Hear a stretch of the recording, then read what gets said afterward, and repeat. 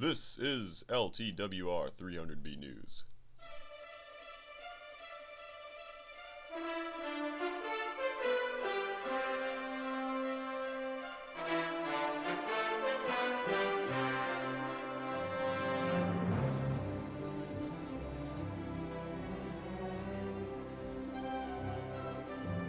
Tonight's topic is everyday use by Alice Walker.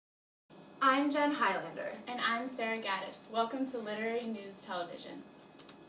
Let's begin with a brief documentary on Alice Walker.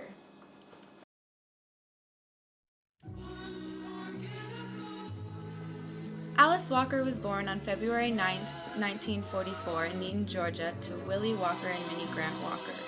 In 1961, she went to Spelman College in Atlanta and soon joined the Civil Rights Movement. From there, she transferred to Sarah Lawrence College in New York and received her Bachelor's of Art degree in 1965. In 1967, she married Melvin Rosenman Leventhal, a white civil rights lawyer. During her marriage to Leventhal, she published her first novel, as well as many poems and short stories. In 1973, Everyday Use was published in the book titled In Love and Trouble: Stories of Black Women.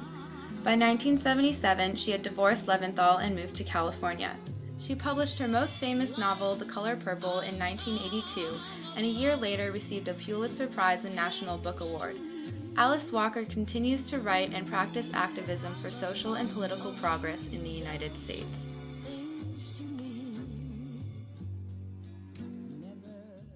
And there we have it, a short peek into Alice Walker's life as a womanist writer. Next up, our first look at everyday use from a formalist perspective. A prime example of a formalist perspective is Nancy Tutton's article entitled Alice Walker's Everyday Use. She argues that the moral of this story is that silence is better than the misuse of language. She expresses how the story shows that language should not be used as a tool to oppress people, rather, it should be used to bring people together. By not associating the story with Walker's activism, we see one example of how her formalist approach influenced her analysis. She rejected any biographical information on Alice Walker and instead focused on a close reading of the text. Throughout the essay, she dismisses other critics' ideas about the story in favor of her correct interpretation. This is also an example of her theoretical approach as a formalist, because she resolves the ambiguity in understanding both Mama and Maggie's characterization. The last example of Tutton's formalist approach is when she explains Walker's use of tense. She gives an analysis of how the text slowly changes from present to past tense and how it represents Mama's growth from the oppressive language forced on her by Dee to silent actions that empower her and bring her together with Maggie. That was very formal. Yesterday we had a chance to interview with one of our very important literary scholars, Becky Reed, and she gave us a glance into everyday use from a structuralist point of view. I'm here with Becky Reed today to discuss another perspective on Alice Walker's everyday use. Hi Becky, and thank you for joining me today. Thank you, Jen. It's a pleasure to be here.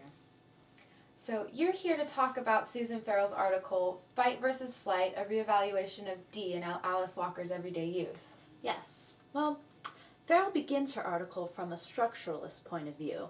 The language used is integral to an understanding of the story. The character of Mama is the narrator of everyday use. Because of this, it is Mama's language that gives the story its structure. Farrell points out that the perceptions are filtered through her mind and her views of her two daughters are not to be accepted uncritically. And how does this understanding of language play out in Walker's story? Well, Jen, most critics tend to overlook this aspect, taking Mama's narration for granted. And as a result, they side with Mama and Maggie rather than Dee on the issues of heritage and learning that are presented in the story. And as a side note, Farrell wonders how the structure of the story would change if the story were told from Dee's point of view rather than Mama's. That's interesting. So how does that element of narrative structure affect the relationships between Mama and her daughters? Well, within the structure of her own narration, Mama sets up a binary between herself and Dee. And while Mama has a certain understanding of her heritage, she's fearful and timid about expressing it. Whereas Dee, on the other hand, is seen by Mama as fearless. She's willing to stand up and she's willing to fight for what she knows and believes in. So where does Mama's daughter Maggie fit into this? Well, Maggie fits into the structure of the binary too. She's timid and quiet like Mama, and therefore she falls on the fearful side of the binary. Okay, and how does the binary between fearful and fearless play out between the characters? Well, the story comes to its turning point in the scene when Mama and Dee argue over the quilts. But unlike most structuralists, though, Farrell sees a dissolution of Mama's constructed binary. When Mama decides that Maggie should keep the quilt, she has to shake off her own timidness and stand up for Maggie. And this action, in essence, breaks up the binary because Mama must take on Dee's fearlessness in order to take Maggie's side, and because Maggie remains timid about her rights for the quilts. Well, thank you again, Becky, for sharing your thoughts today on Susan Farrell's discussion of everyday use. You're welcome. Thanks, Jen, for that insightful interview with the insightful Becky Reed. That's insightfully redundant. Okay, now to John Berryman for the weather of feminism. Here's a brief overview of the weather of feminism. For the whole story, tune in tonight, channel 300B at 10 p.m. Today we discuss feminism with Helga Hole and Gail Keating. Helga Hole breaks through the clouds in regards to second-wave feminism in her discussion regarding Alice Walker's everyday use. The fog started clearing up as I began speaking with Helga regarding the maternal feminism in Walker's story. Helga makes us aware she shares a few things with Walker, in that they both have distinct black women-identified folk culture based on their experiences as black women in this society, which is in line with maternal feminist views.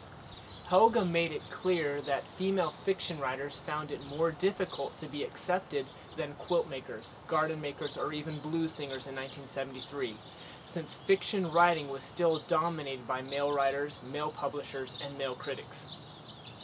Gail Keating with her umbrella is preparing for rain as she collects and keeps dry the ideas of second-wave maternal feminism from Alice Walker's everyday use.